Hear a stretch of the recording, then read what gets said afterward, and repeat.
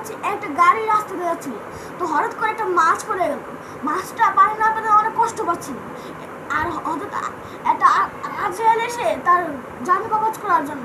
তো এখন হঠাৎ করে একটা বিড়াল এসে ওই আজরাইলকে নিষেধ করলো, ওই মাছটার প্রাণের ভিক্ষা চাইল। এই মাছটাকে আজরাইল ছেড়ে দিল। তারপর ওই একটা বোকা বিড়াল, ওই বোকা বিড়ালটা মাছটাকে খাঁচার মধ্যে দিয়ে পানি খাবার জন্য দিল। মাছটা পানি না পাওয়ার জন্য অনেক কষ্ট পাচ্ছিল।